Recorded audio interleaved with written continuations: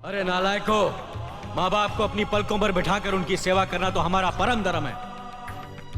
मैं ये नहीं कहता कि मंदिर बनाकर अपने माँ बाप की पूजा करो, मगर किसी मंदिर के सामने अपने माँ बाप को भीख मांगने पर मजबूर तो मत करो। बहू रानी, दादा ठाकुर पंचायत के लिए निकल रहे हैं। अरे शामू, जल्दी बग्घी तैयार कर।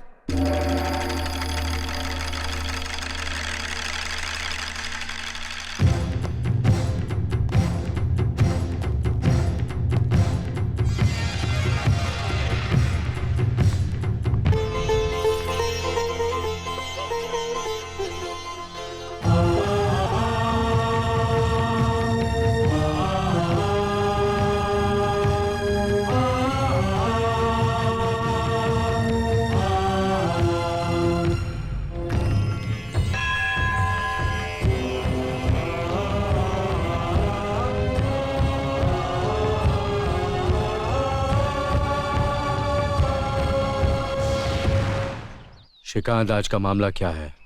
दादा ठाकुर, ये दो भाई रघुनाथ और लखन रामलाल के बेटे हैं।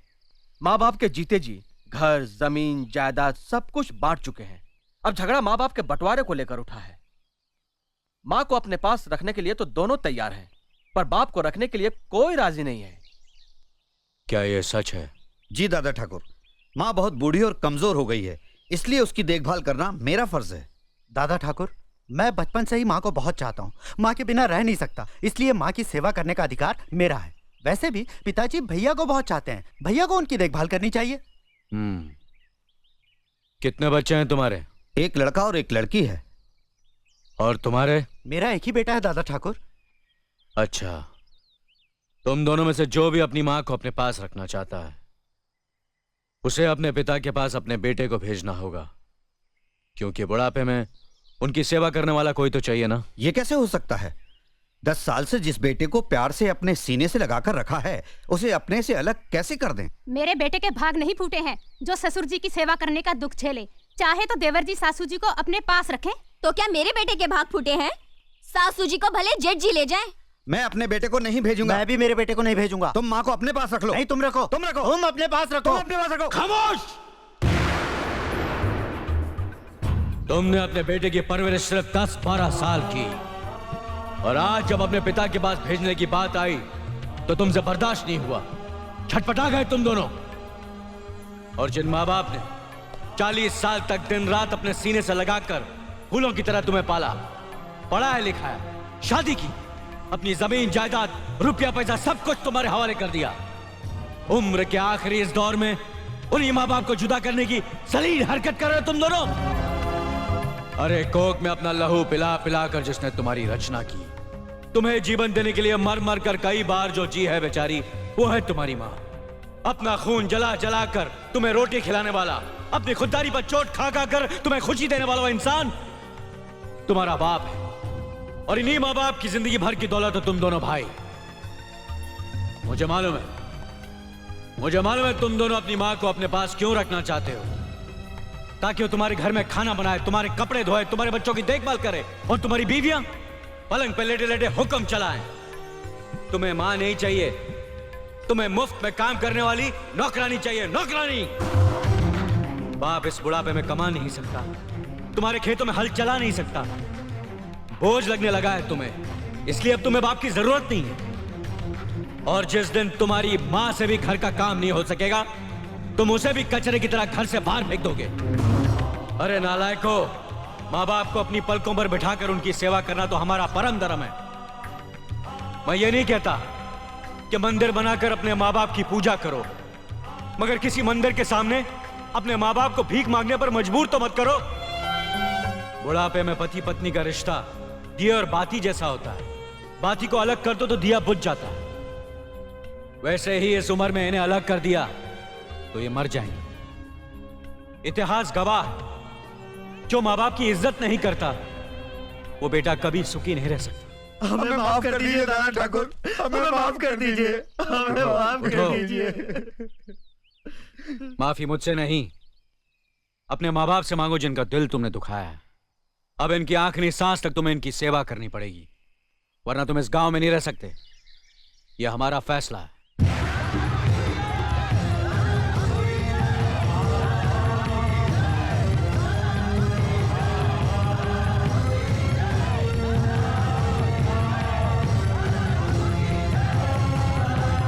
ये सरसों के नए बीज है।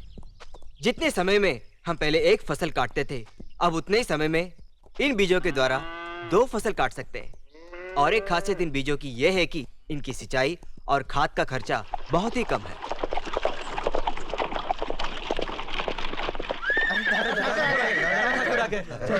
आइए नमस्ते दादा ठाकुर। कैसे चल रहा है सब कुछ? नकुल जी से नई फसल बोने का तरीका सीख रहे हैं। ठीक से समझा रहा ना मेरा भाई? दादा ठाकुर, आपने नकुल को इतना पढ़ा लिखा कर हमारी भलाई के लिए गांव में ही रखा। इस उपकार के लिए हम हमेशा आपके आभारी रहेंगे। अरे कैसी बातें कर रहे हो? इसमें उपकार की क्या बात है? गांव में एक दूसरे की मदद करना तो हमारा फर्ज है। और फिर नकुल इसी मिट्टी में पैदा हुआ है, पढ़ लिख कर इस गांव की मदद नहीं करेगा तो और किसकी करेगा? क्या बात है, सब ठीक तो है? कुछ गुंडे हाट में आकर मारपीट कर रहे हैं। हाँ दादा ठाकुर, हमारा माल तोड़ फोड़ दिया। गुंडे लोगों को तंग कर रहे हैं। औरतों को छेड़ रहे हैं। हमें बचा लीजिए ठाकुर, बचा लीजिए। आप लोग फिक्र मत कीजिए, मैं अपने भाई अर्जुन को भेजता हूँ, वो सबसे निपट लेगा।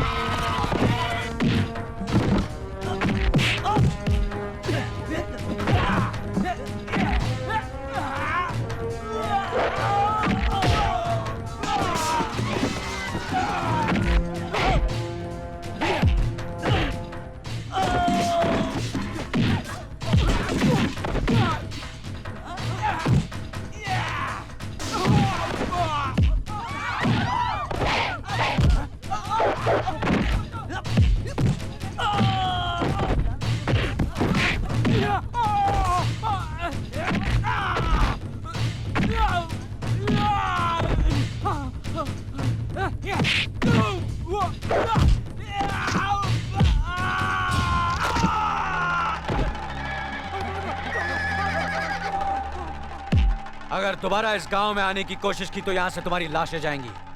ये दादा ठाकुर का हुक्म है। चल हट।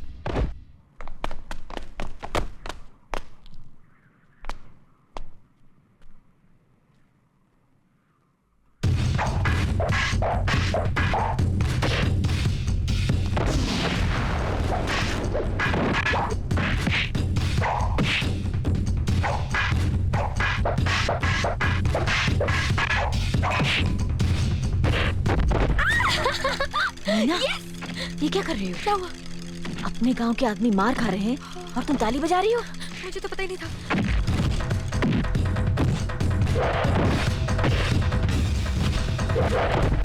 नहीं! मत मारो मेरे पति को, मत मारो, छोड़ दो मेरे पति को, छोड़ो ना!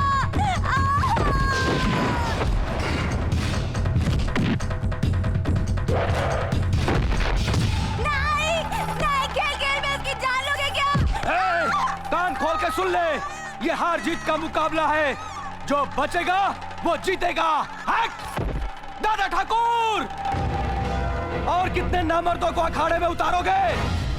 तुम्हारे गांव में कोई मर्द नहीं है क्या? अर्जुन!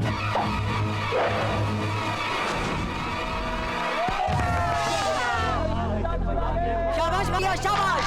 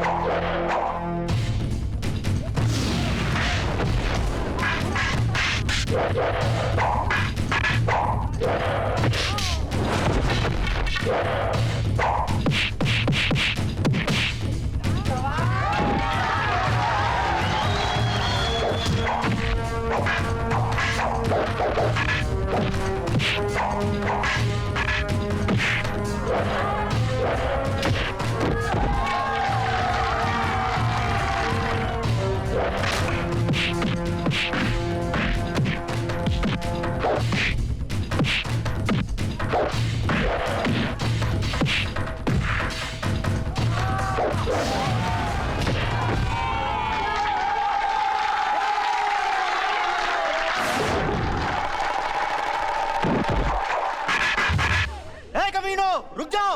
मुकाबला एक से एक का है। अगर तुम लोग अखाड़े में गए तो हम भी नहीं छोड़ेंगे। रुक जाओ, मत रोको इन्हें। अर्जुन ठाकुर धर्मराज का भाई है, ये 4 क्या 40 को भी भारी पड़ेगा। जो आज्ञा मालिक।